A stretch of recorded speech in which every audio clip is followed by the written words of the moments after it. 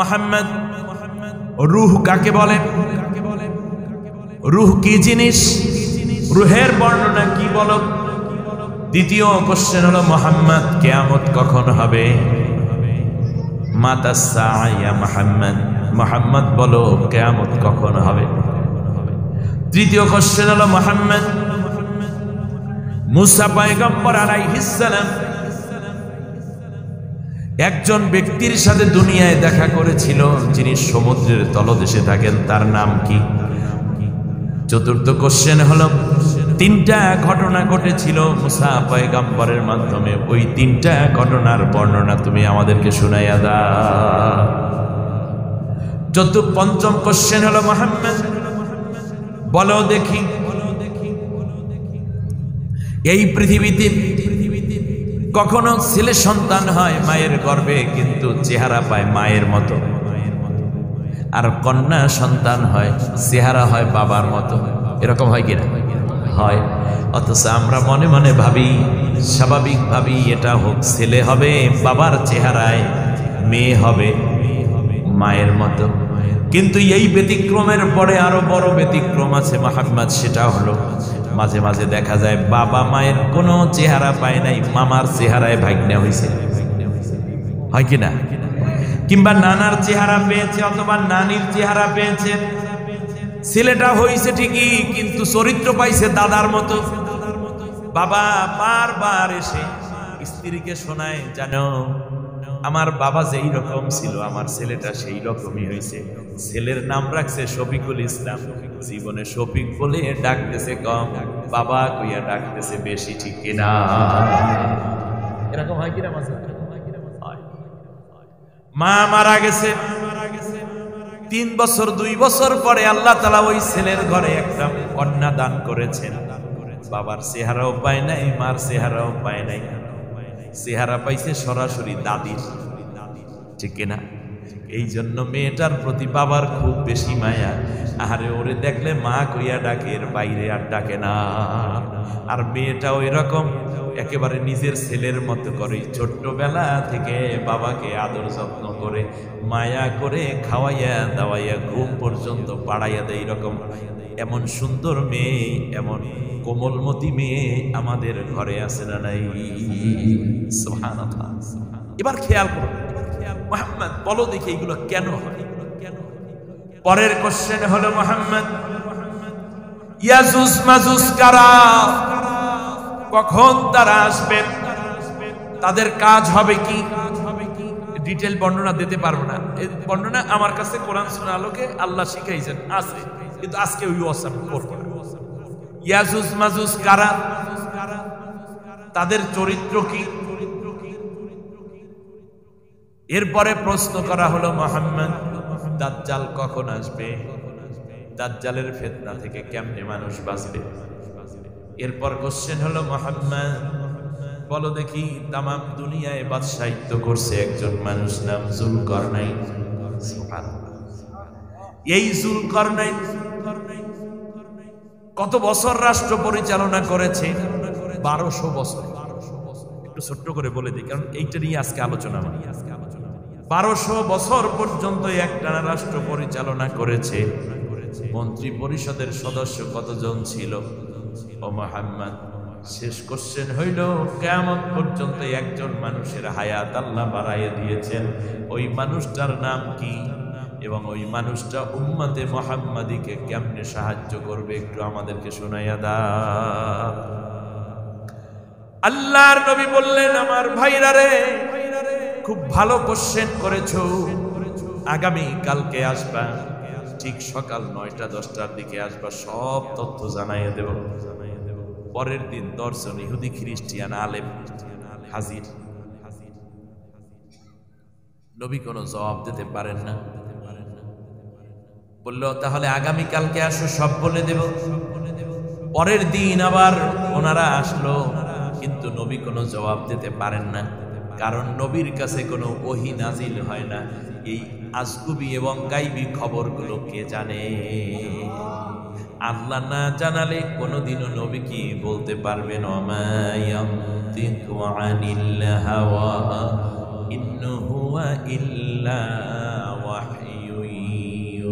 القهار নবী ওহী না করলে, আল্লাহ তাআলা ওহী না করলে নবী কিছু বলতে পারেন না। সুবহানাল্লাহ বলেন। এমনি করে করে 10 দিন হয়ে গেল। নবীর বাড়ি আর আবু জাহিল্লার বাড়ি কাছাকাছি, ঠিক না বলেন? আপনারা যারা হজ করতে গেছেন, ওমরা করেছেন, মারোয়া পাহাড়ের কিনার দিয়ে ছিল আবু জেহেলের বাড়ি, যেটা এখন হাম্মাম খানা মানে পায়খানা বানাইছে, টয়লেট খানা বানাইছে, শত শত মানুষ পায়খানা প্রস্রাব করে ওখানে। আবু জাহিল্লার বাড়ি ওখান থেকে নবীর বাড়ির সর্বোচ্চ কত 200-250 হাত দূরে, ঠিক না? নবীর বাড়িতে এভাবে এতজন দামি দামি আলেম আসা যাওয়া করছে, এইটা দেখে আবু জেহেলের মাথা গরম। হঠাৎ করে দেখলো লোকগুলো চিনিও না, ব্যাপার কি? তারপর ওই লোকদেরকে ডেকেছে, এই তোমরা মোহাম্মদের কাছে কেন যাও? আমি এই রাষ্ট্রের প্রেসিডেন্ট, তোমরা চেনো না? বললো না, তা তো চিনি না ভাইজান। বলেন দেখি কি? বললো যে মোহাম্মদের কাছে কেন যাও? বললো মোহাম্মদের কাছে আমরা কোশ্চেন করেছিলাম, আমরা ইহুদি আলেম এবং খ্রিস্টিয়ান আলেম। বললো তাই মোহাম্মদ কি প্রশ্নের জবাব দিতে পেরেছে? বললো হ্যাঁ, মোহাম্মদ যদি সত্য নবী হতো তাহলে জবাব দিতে পারতো। তার কারণ আমাদের তাওরাতে লেখা আছে, ইনজিলে লেখা আছে, সত্য নবী ছাড়া এই প্রশ্নের জবাব কেউ দিতে পারবে না। কয়টা কতদিন হয়? 10 দিন পর্যন্ত আমরা এভাবে আসা যাওয়া করলাম, কিন্তু মোহাম্মদ কোনো জবাব দিতে পারে না। বলে আজকে দেব, কালকে দেব, এই করে করে শেষ করছে। বললো যে তাহলে তোমাদের কি মনে হয়? বললো যে মোহাম্মদ সত্য নবী নয়, তার কারণ সে নবুয়ত দাবি করেছে মাত্র, আসলে সত্য নবী হলে সে জবাব দিতে পারত। এখন আবু জেহেল বেজান না খুশি? খুব খুশি। বলে আসেন আমার কাছে। এই কথাটা কি আপনি মক্কার লোকদেরকে শুনাইতে পারবেন? কারণ এতদিন আমি আবু জেহেল বলছি, তাতে হয় নাই। আবু লাহাব বলছে হয় নাই, উতবা সাইবা বলছে হয় নাই। আজকে বিদেশি আলেম, আন্তর্জাতিক মানের আলেম, যারা ইহুদি খ্রিস্টিয়ান বড় বড় আলেম, তারা বলছে। এখন জাতির লোককে বলা যাবে এই দেখো এই বড় বড় হুজুরেরা বলতেছে, অতএব এই কথা তোমরা বিশ্বাস করে নাও যে মোহাম্মদ রাসূল না। তাহলে আবু জেহেলের উত্তরসূরিরা মাঝে মাঝে বড় বড় হুজুরদেরকে দিয়াও আল্লাহর কোরআনের কর্মীদের বিরুদ্ধে ফতুয়া দেওয়াইবে, তাতে মন খারাপ করার কোনো কারণ নাই। তার কারণ ফতুয়ার সার্টিফিকেট নিয়ে আল্লাহর কোরআনের আন্দোলন চলে না, আল্লাহর কোরআনের আন্দোলন চলে নবীর আদর্শ দিয়ে, ঠিক কিনা বলে? ফতুয়াবাজি করবে আর কোরআনের জন্য শহীদ হওয়া কাফেলা থেমে যাবে, এটা ভুল চিন্তা। আপনি বোকার স্বর্গে বাস করেন। এই ফতুয়ার রশি দিয়ে কোনদিন আল্লাহর কোরআনের কর্মীদেরকে ঠেকানো যাবে না, তারা দুর্বার গতিতে এগিয়ে যাবে। বাংলার জমিনে আল্লাহর কোরআনের পতাকা উন্নীত না হওয়া পর্যন্ত আল্লাহর কোরআনের কর্মীরা বিশ্রাম নেবে না, নেবে না, নেবে না, ঠিক না বলেন? কোন মুসলমান আল্লাহর কোরআনের আইন ছাড়া শান্তি পেতে পারে না। আল্লাহ আমাদেরকে কবুল করুন, বলেন আমিন। এবার খেয়াল করুন, বলল যে তুমি যদি এই ফতুয়া দিয়ে যাইতে পারো তাহলে তোমাদের 10 জনের জন্য 10টা বাড়ি করে দেব। কারণ সে প্রেসিডেন্ট, চাইলেই তো হয় নাকি? ফ্রি ভিসা করে দেব, ব্যবসা বাণিজ্য করবা, কোনো টাকা পয়সা লাগবে না। হজের মৌসুমে তোমাদেরকে অনেক হাদিয়া দেব। 10টা ঘোড়া, দামি দামি ঘোড়া এনে বললো এই 10টা ঘোড়া এখন তোমাদের, এই 10টা উট তোমাদেরকে দিলাম। 100 করে দুম্বা তাদেরকে হাদিয়া দিয়েছে। একদিকে ইহুদি খ্রিস্টান আলেম, এরপর যদি রাষ্ট্রীয় তত্ত্বাবধানে এই রকম জিনিস পায় তাহলে তো মোটামুটি আকিলুনা সহতা। আল্লাহ কোরআনে বলছেন তারা এই রকম অবৈধ জিনিস খাইতে খুব অভ্যস্ত। এর মানে যাদের ভিতরে আলেম হওয়ার পরেও ঘুষ, দুর্নীতি, অন্যায়ভাবে জনগণের মাল লুণ্ঠন করার চরিত্র, অথবা কোন ফাসেক ফুজ্জারের পেছনে সময় দেওয়ার চিন্তা থাকে, ঘুষখোর, দুর্নীতিবাদ, সন্ত্রাসী কিংবা স্বৈর শাসকের পেছনে তেল মালিশ করার যারা থাকে, তাদের ভিতরে ইহুদি খ্রিস্টান আলেমদের চরিত্র ঢুকে আছে। এরাই উলামায়ে সু। একজন আলেম 50টা বছর পর্যন্ত আল্লাহর কোরআনের দাওয়াত দিলেন, তাফসীর করলেন। হাজার হাজার কাফের যার হাতে মুসলমান হলো। কোটি কোটি যুবক, অসৎ চরিত্রের যুবক সৎ চরিত্রবান হয়ে উঠল, বেনামাজি নামাজি হলো। 13টা বছর পর্যন্ত একটানা জেলের প্রকোষ্ঠে রেখে চিকিৎসার নামে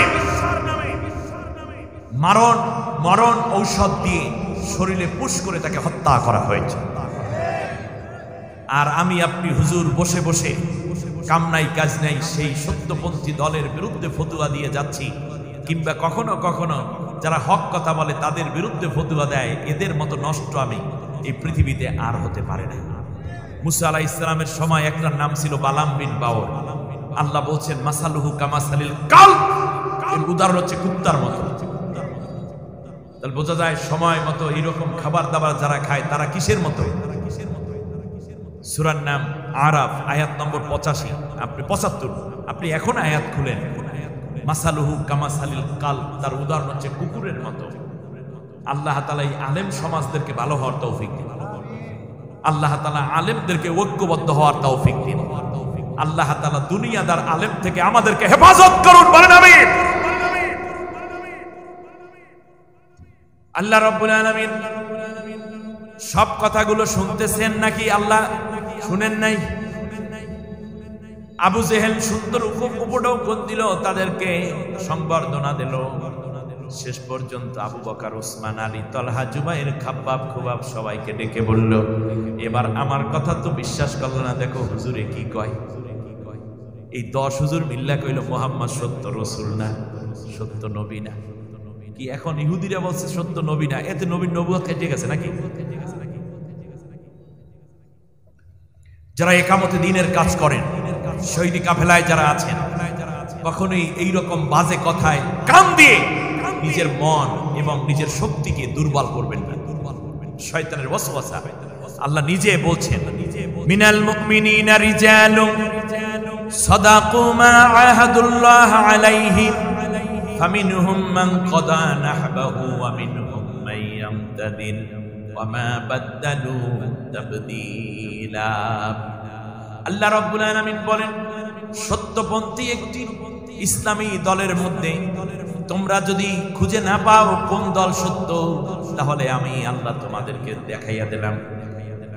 সূরার নাম সূরা আহজাব, 37 নম্বর আয়াত।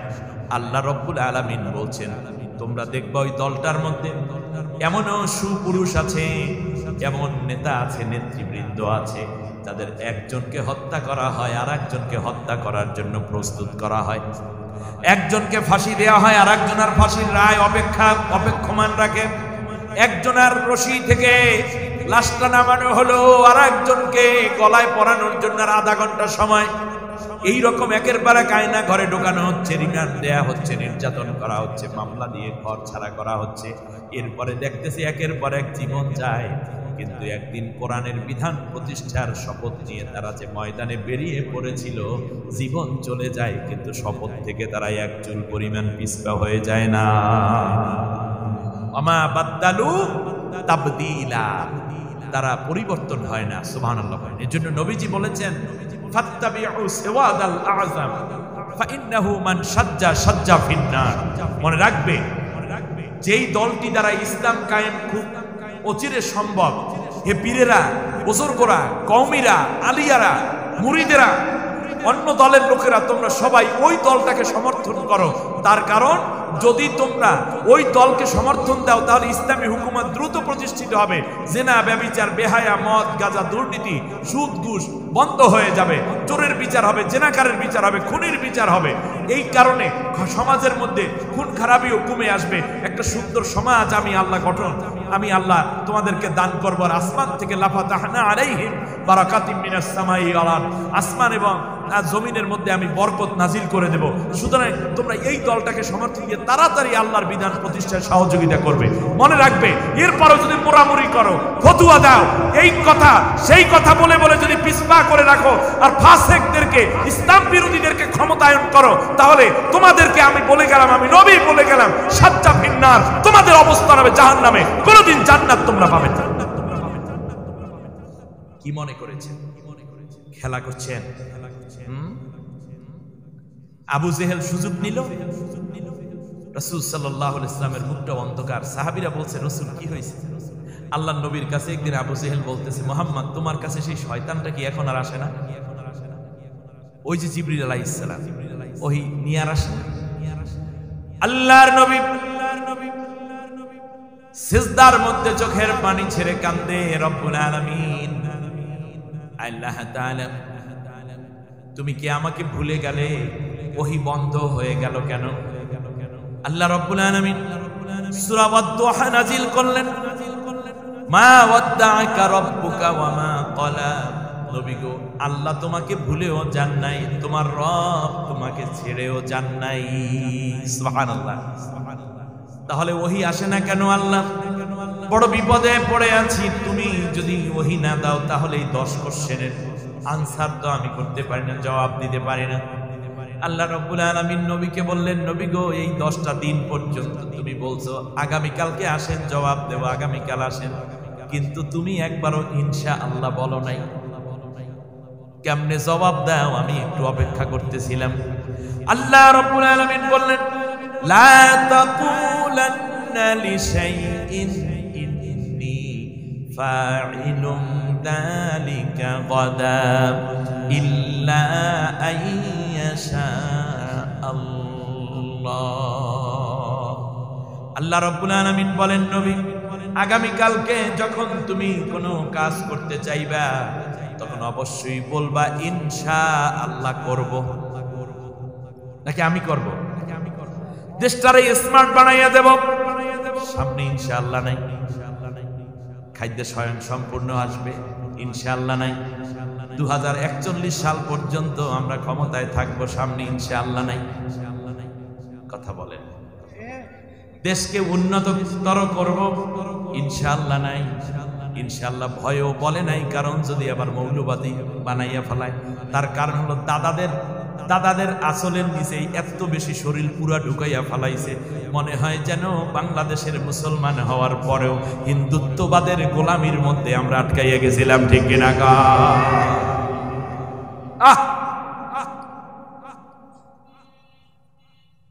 যারাই দ্বিতীয় স্বাধীনতায় জীবন দিয়েছেন, আল্লাহ তাদেরকে শাহাদাতের সর্বোচ্চ মর্যাদা নসিব করুন। যারা আহত ক্ষতবিক্ষত, আল্লাহ তাআলা তাদেরকে শেফায়ে আজলা কামেলা দান করুন। শোক সন্তপ্ত পরিবারের প্রতি গভীর সমবেদনা রেখে আজকে তাদের জন্য দোয়া করছি, আল্লাহ যেন তাদেরকে ধৈর্য পুষিয়ে নেয়ার তৌফিক দান করেন।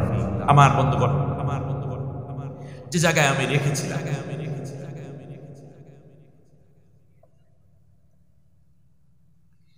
আল্লাহ রাব্বুল আলামিন বললেন, নবী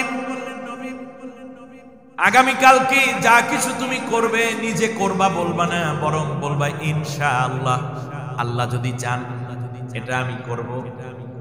অতএব রিকশাওয়ালা ভাইয়ের স্ত্রী আমার ভাবি, ও যদি ভাই হয়, কিংবা আপনি আমার বোন হতে পারেন, খালাম্মা, ফুপি, চাচি, নানি, দাদি, আমাদের মেয়ে তুল্য যারা আছো, ঠিক তার পাশাপাশি যত ভাইরা বোনেরা এই কথাগুলো শুনতেছেন, আগামীবারে নেক্সট সেশনে কোনো কিছু যদি করতে চান তাহলে সাথে যোগ করতে হবে ইনশাআল্লাহ। নবীর অন্তরের মধ্যে ইনশাআল্লাহ ছিল কি ছিল না? ছিল। কিন্তু আল্লাহ রাব্বুল আলামিন মনের মধ্যের কথাই শুধু শুনে সন্তুষ্ট নন।